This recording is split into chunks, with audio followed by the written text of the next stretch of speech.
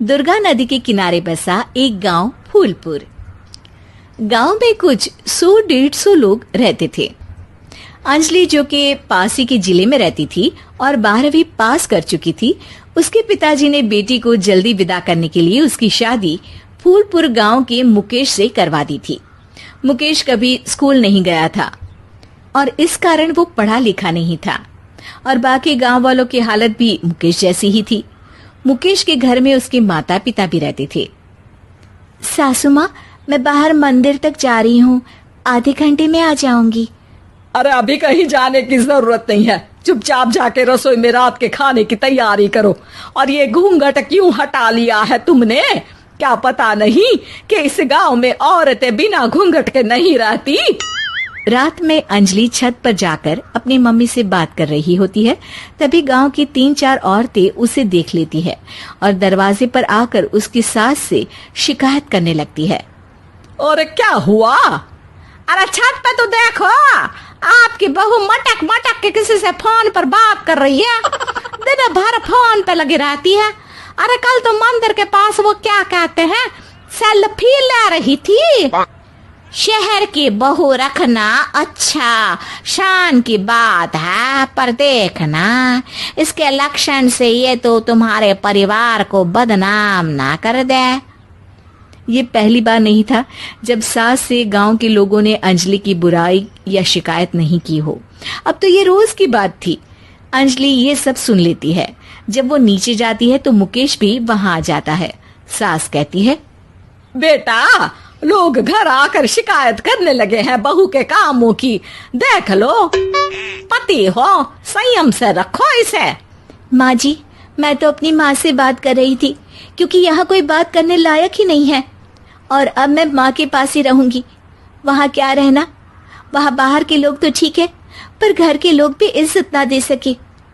अरे नहीं नहीं अंजलि, ऐसा नहीं है, धीरे धीरे सब ठीक हो जाएगा, तुम फिक्र ना करो। अरे बस कुछ बोलना ही नहीं है, सर पे चढ़ा रखा है बहू को। सास मुकेश की नरम बात सुन के वहां से मुंह चढ़ाकर चली जाती है। मैं तो कहती हूँ हम दोनों शहर चले जाते हैं। मैं पढ़ी लिखी हूँ, मुझे वहाँ नौकरी भी मिल जाएगी और थोड़े दिनों में आप भी वहाँ कुछ काम ढूंढ लेना। अरे नहीं नहीं अंजलि, हम यहाँ ना गांव का खेत, माँ पिताजी को छोड़कर शहर नहीं जा सकते।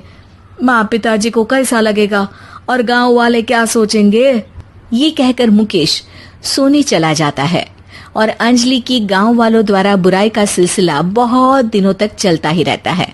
लेकिन अंजलि गुस्सा ना दिखाते हुए समझदारी से काम लेती है। बारिश का मौसम चालू हो जाता है। जोरदार बारिश से पूरे गांव में हाहाकार मच जाता है। दुर्गा नदी में बाढ़ आ जाती है और बाढ़ का पानी पूरे गांव की फसल तबाह कर देता है। फसल की ये हालत देखकर गांव वाले निराश हो जाते हैं और बात तो यहाँ तक पहुँच जाती है कि कुछ लोग तो अंजलि को इस सब का दोषी ठहरा देते हैं। अरे पूरी फसल तबाह हो गई, पता नहीं किसकी नजर लग गई है। अरे जब से चौधरी परिवार में ये शहर की बहू आई है ना, तब से ही गांव की शांति चली गई है। इसके कर्म कांड से माँ दुर्गा नदी भी खुश नहीं है। ये सब सुनकर बेचारी अंजलि रोते हुए अपने घर चली जाती है। कुछ दिन बाद सभी गांव वाले अपनी फसल का मुआवजा लेकर अपने अपने घर आते हैं। मुकेश भी 1500 लेकर आता है। अंजलि को जब पासबुक दिखाता है तो अंजलि हैरान हो जाती है। अरे, ये पासबुक में तो उन्होंने 4000 की एंट्री करी है और आपको सिर्फ 1500 दिए। सच में? अरे वो सरकारी अफसर आपको बेवकूफ बना रहे हैं। सरकार की तरफ से हमें 4000 मिले हैं, लेकिन बाकी का सारा पैसा खुद ही खा रहे हैं। आप लोग के अनपढ़ होने का फायदा उठा रहे हैं। ये सब सुनकर मुकेश परेशान हो जाता है, लेकिन अंजलि उसे हिम्मत से काम लेने को कहती है और सुबह होते ही मुकेश को पंचायत कार्यालय ले जाती है और साथ में गांव के और लोगों को भी। आप सरकारी बाबू क्या गांव के लोगों को बेवकूफ समझते हैं? आपको क्या लगता है ये पढ़े लिखे नहीं है तो आप कुछ भी मनमानी करेंगे? ये बेचारे दिन रात इतनी मेहनत करते हैं, ये हमारे अन्नदाता हैं और आप इनके साथ ऐसा धोखा करते हैं।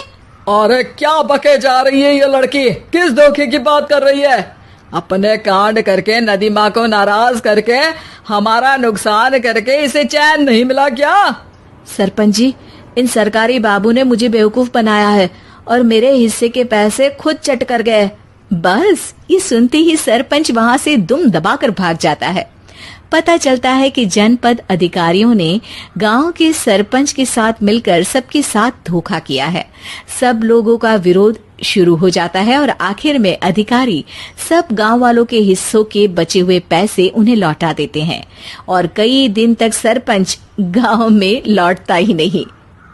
अंजलि, तुम नहीं होती तो हम गांव वालों को तो पता ही नहीं चलता कि ये हमें हर बार बेवकूफ बनाते हैं। हाँ अंजलि बेटी, हमें माफ कर दो। हम सब तुम्हें बुरा भला कहते रहे, लेकिन तुमने ही आज हमें बेवकूफ बनाने से बचाया है। हमें तुम पर गर्व है बेटी। अब समझ आया कि सरपंच तुमसे नहीं, तुम्हारे पढ़े लिखे होने से नफरत करता था। क्यों ना इस बार हम अंजलि को ही सरपंच पद के लिए चुन ले? क्या कहते हो गांव वालों? पढ़ी लिखी सरपंच। बस पूरा गांव अंजलि के लिए ताली बजाता है और अंजलि की सास उसे खुशी से गले लगा लेती है।